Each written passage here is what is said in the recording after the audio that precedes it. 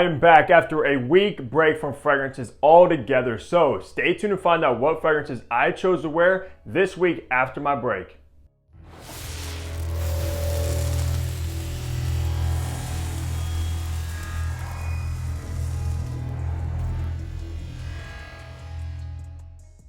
Hey, what's going on? Hunter here and welcome back to my channel where I upload weekly fragrance content. So of course you know what to do. Just go ahead, hit the subscribe button down below if you love fragrances, and also make sure to follow me over on my Instagram page. But that's correct, guys. If you already know, in my last video I told you I'm going to be taking a break, and that's exactly what I did. I went actually an entire week without smelling any fragrances and without even wearing a fragrance for an entire week, and trust me, that was very, very hard to do. And honestly, I think it was a very good thing to give my nose a break because I'm basically smelling fragrances 24/7, and I'm not even joking by that. So I much needed that break away, but we are back into this weekly fragrance rotation. And if you are new to this series on my channel, I basically go over what fragrances I chose to wear on each day, the kind of weather, how many sprays I did, and of course if that fragrance got any compliments or not. So let's hurry up and get right into Sunday. So for Sunday was my first day back wearing a fragrance, guys, and I wasn't really sure what I wanted to wear, but I knew I didn't want to wear something like extremely strong and overpowering. And on that day, it was in the mid 80s, kind of cloudy outside as well. And I went with a Louis Vuitton, and the one I chose was Imagination because this is one of the more unique freshies from Louis Vuitton.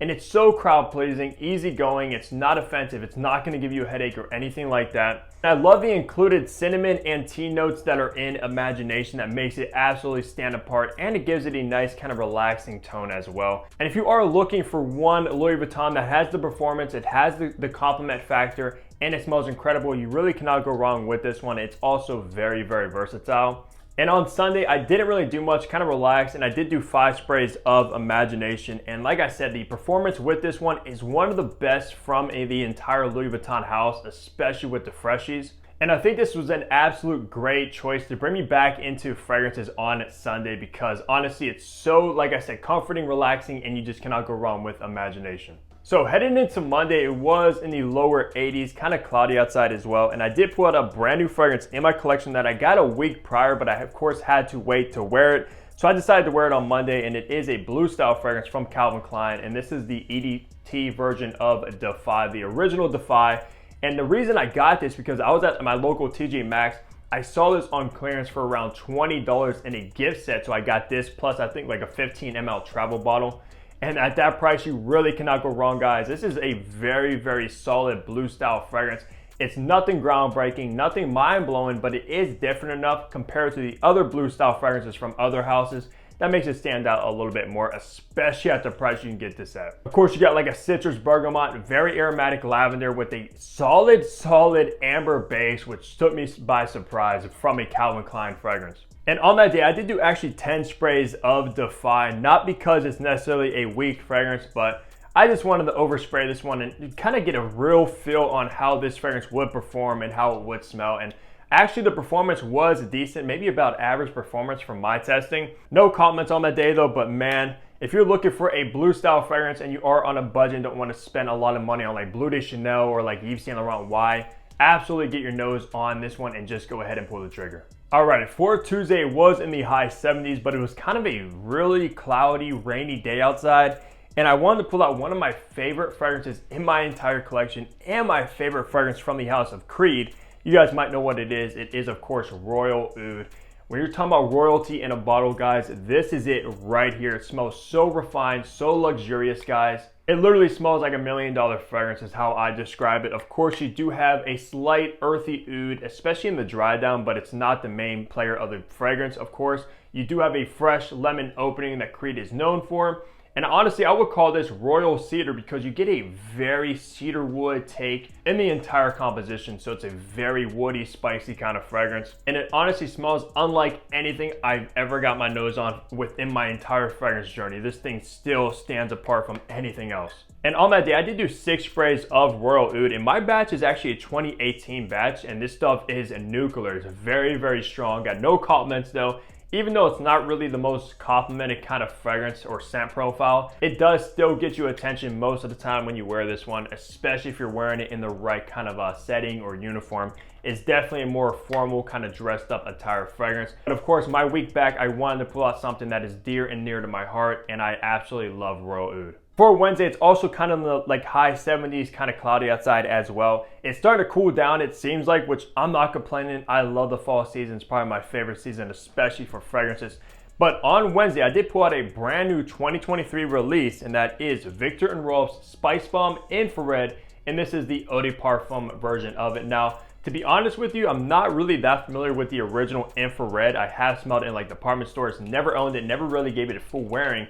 However, the EDP take on it is outstanding. Honestly, I'm a huge fan of the original Spice Bomb. I've been wearing that fragrance for probably around 5 years now. And this one, it definitely shares that similar DNA from the original, of course, but it adds these very like red spices and peppers to the opening. It's a nice kind of rugged leather dry down, and I think it works perfectly. And it's hard to admit, but this actually might overtake the original Spice Bomb for me. The only thing missing from this one is that earthy kind of tobacco note that the original is known for. I wish Viktor & Rolf added some of that tobacco into infrared EDP, but however, it's still an outstanding scent profile. And on that day, I did do 10 sprays of infrared EDP, which is absolutely overkill, guys. This version is a nuclear performing fragrance, of course. It's kind of like infrared extreme, kind of like Spice Bomb extreme. That's how strong this fragrance is. And I got 2 compliments, like I said. Well, not really like 2 compliments directly, but there was 2 different women that kind of walked by me and they're like, wow, something over here smells amazing. And I think, of course, they were talking about my fragrance because this stuff was pushing off of the skin strong for hours, especially with that 10 sprays. And of course, this is gonna be more suited for like the fall and winter time, which I cannot wait for because I'm gonna be reaching for this one a ton, probably even more than the original now. Okay, for Thursday, it was in the low 80s, but it was actually a sunny day outside compared to the prior days where it's been kind of cloudy and dark and gloomy. And on that day, I put out one of my favorite fruity dominant fragrances in my entire collection, and it is coming from Parfums, and this is Mula Mula, guys. Now, when I tell you one of the best fruity fragrances, this is it right here, especially on the masculine leaning side, because obviously when you think of fruity fragrances, you kind of think more feminine.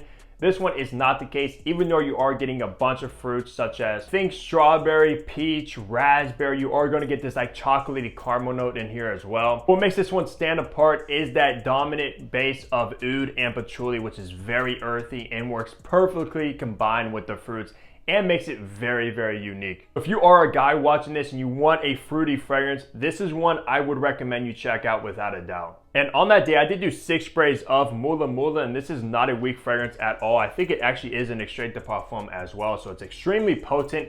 No compliments really on that day, but I was talking to somebody at work, this girl, and I was kind of like mentioning what I do, like fragrance content, stuff like that on social media. And she's like, oh, that makes sense because every time I'm around you, you always smell so good. And even when I don't see you, I can smell you. And that's why I know you are bi. So yeah, she kind of complimented me, but not in general with this fragrance in particular, but she just kind of mentioned I always smell good. That's the thing, guys. Even though people can smell you and they think you do smell good, they're not always going to compliment you. So just keep that in mind. A lot of people feel kind of uncomfortable coming up to like a stranger or even somebody they know sometimes saying, hey, you smell good. So yeah, just keep that in the back of your mind. You're not always gonna get compliments. So yeah, that's what I put out for Thursday is Mula Mula. For Friday, it was kind of chilly outside in the low 70s, but it was sunny. The sun was out. And on that day, I actually got my haircut. As you see, I had to get all taken care of. My hair was getting way too long. But on that day, of course, what's better to wear to a barbershop than, of course, a fougere barbershop fragrance? And I put out one of my favorite fougères in my collection, if not my favorite fougere, and that is Tom Ford's Beau de Jour. And of course, I have it in the private blend variation. Wow, if you're looking for one of the best lavender dominant fragrances, this is it right here without a doubt. In mind, guys, lavender focus through and through, and it's so well done. A very kind of spicy, slightly creamy lavender that literally resembles what you would smell in a barbershop. And even though I had the private blend variant of Beau de Jour, which is of course discontinued and moved to the signature collection, it's basically identical. I think the only difference is this used real oak moss, and of course real oak moss got banned, so I think that's the reason they discontinued it and brought it back a little bit cheaper in the signature, but it still is the same exact scent profile. And on that day to get my hair cut and stuff and run a few other errands, I did do 6 sprays of Beau de Jour. The girl that was cutting my hair actually did mention how good I smell. She said she could smell me from all the way over there, so she did like the fragrance. She complimented, and I kind of said, yeah, it's a fougere barbershop fragrance. Kind of laughed because, of course, we were in a barbershop environment, which was funny. Yeah, you literally cannot go wrong, and I'm almost thinking about buying the signature version because I love this fragrance so much, and I would obviously rather use up a signature bottle rather than the discontinued private blend. But yeah, definitely get your nose on Baudelaire if you haven't already. So wrapping the week off on it, Saturday, it was in the high 70s, sunny outside as well, and I did put a brand new 2023 release from Giorgio Armani, and it is the Acqua di Gio Parfum, which of course replaces the well-known and popular Profumo, which I love. It's my favorite flanker. And this one, I have to tell you guys, if you have Profumo, you probably don't need this one, but if you don't have Profumo, absolutely get this because it's about 90% similar. And to be honest with you, it might even be slightly more refined, which surprised me as well. It kind of has a less smoky incense that you find in the original Profumo, but still extremely similar. And the performance with this one is outstanding for the scent profile, kind of on par with Profumo as well. Of course, being an extrait de parfum, you kind of expect that, but the prices with these are absolutely insane. I think 125 mil ranges from like around $200 retail, which is mind-blowing for a designer fragrance. I honestly cannot believe how expensive fragrances are getting, to be honest. However, though, I did do 6 sprays on that day of the parfum. I did go out to a cookout with family, friends, just a big gathering of people. And it's funny because no one really complimented my fragrance because my mother was wearing Baccarat Rouge 540 and she got all the attention. Everyone was pretty much losing their mind over that fragrance, of course. Everyone knows Baccarat Rouge, that is a showstopper. People love that DNA. And it even got more attention than Acqua di Gio Parfum, which is funny. But yeah, I am glad to have this part of my Acqua di Gio collection. I will obviously wear this one over my Profumo now since that one is discontinued and will be sought after and probably raise in price, of course, in the future. But yeah, if you want Profumo, you never got a bottle of it, just get this one and you will be still satisfied. However, that's going to do it for my weekly fragrance rotation. As always, guys, leave a like on the video, subscribe down below if you haven't already, and also leave a comment on the fragrances you guys have been pulling out throughout the entire week. Of course, you guys always are pulling out bangers as well. Besides that, though, I'll see all of you back here in my next upload. Hope you guys all take care.